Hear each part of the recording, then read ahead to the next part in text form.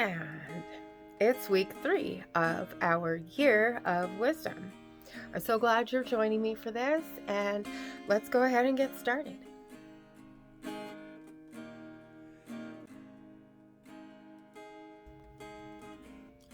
Day 21.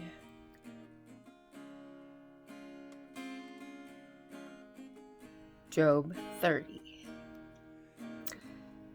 But now, those who are younger than I mock me, whose fathers I refuse to put with the dogs of my flock. Indeed, what good was the strength of their hands to me? Vigor had perished from them. From poverty and famine they are gaunt.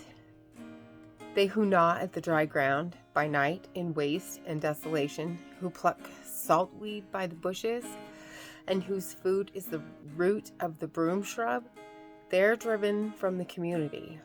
They shout against them as against a thief, so that they live on the slopes of ravines, in holes in the ground and among the rocks. Among the bushes they cry out. Under the weeds they are gathered together. Worthless fellows, even those without a name. They were cast out from the land, and now I have become their taunt, and I have become a byword to them. They loathe me and stand aloof from me, and they do not refrain from spitting in my face. Because he has undone my bowstring and afflicted me, they have cast off the bridle before me. On the right hand their mob arises. They push aside my feet and pile up their ways of destruction against me. They break up my path. They promote my destruction. No one restrains them. As through a wide gap they come, amid the storm they roll on. Sudden terrors are turned upon me. They chase away my dignity like the wind, and my prosperity has passed away like a cloud. And now my soul is poured out within me. Days of misery have seized me. At night it pierces my bones within me, and my gnawing pains do not rest. By a great force my garment is distorted. It ties me up like the collar of my coat. He has thrown me into the mire, and I have become like dust and ashes. I cry out to you for help, but you do not answer me. I stand up, and you turn your attention against me. You've become cruel to me. With the strength of your hand, you persecute me. You lift me up to the wind and make me ride it, and you dissolve me in a storm. For I know that you will bring me to death and to the house of meeting for all living. Yet, does one in a heap of ruins not reach out with his hand, or in his disaster does he not cry out for help? Have I not wept for the one whose life is hard? Was my soul not grieved for the needy? When I expected good, evil came. When I waited for light, darkness came. I'm seething within and cannot rest. Days of misery confront me. I go about mourning without comfort. I stand up in the assembly and cry out for help. I've become a brother to the jackals and a companion of ostriches. My skin turns black on me, and my bones burn with fever. Therefore my harp is turned to mourning, and my flute to the sound of those who weep. This is Proverbs 21. The king's heart is like channels of water in the hand of the Lord. He turns it wherever he pleases. Every person's way is right in his own eyes, but the Lord examines the heart. To do righteousness and justice is preferred by the Lord more than sacrifice. Haughty eyes and a proud heart, the lamp of the wicked is sin. The plans of the diligent certainly lead to advantage, but everyone who is in a hurry certainly comes to poverty. The acquisition of treasures by a lying tongue is a fleeting vapor, the pursuit of death. The violence of the wicked will sweep them away, because they refuse to act with justice.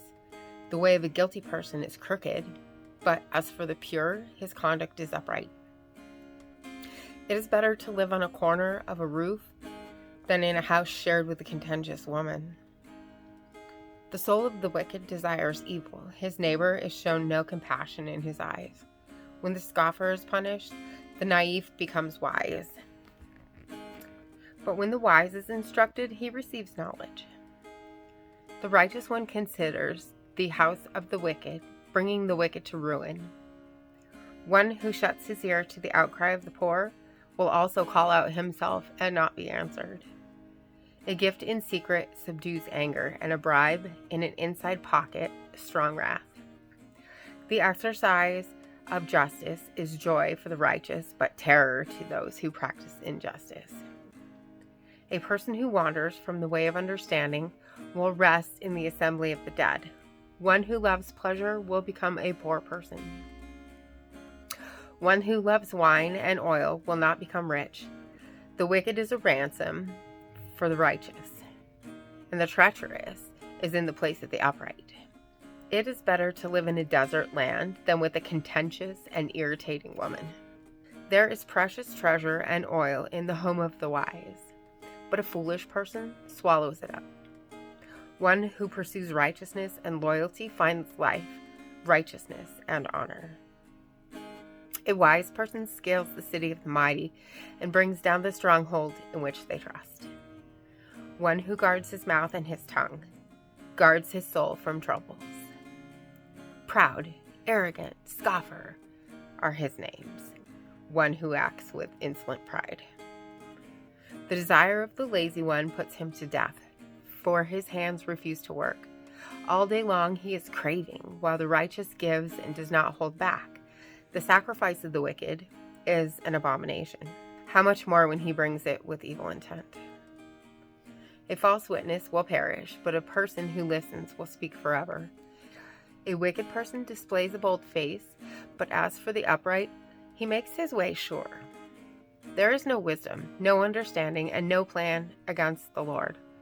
The horse is prepared for the day of battle, but the victory belongs to the Lord.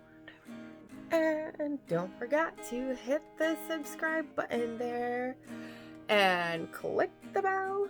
And don't forget to hit the like also. And I will see you tomorrow for another reading. Blessings. When my head's completely full and my heart is worry-worn, I know without a doubt you'll carry me out of the storm. I'm standing at the crossroads, I'm lost without a clue. I need a big pink neon sign to show me what to do. I thank you, Lord, it glorifies you when you're the only answer. I praise you, Lord, for holding what's too much for me. And I'm amazed by you, Lord, because nothing's too big and nothing's too small to lay at your feet. I want to thank you, Lord, for believing in me.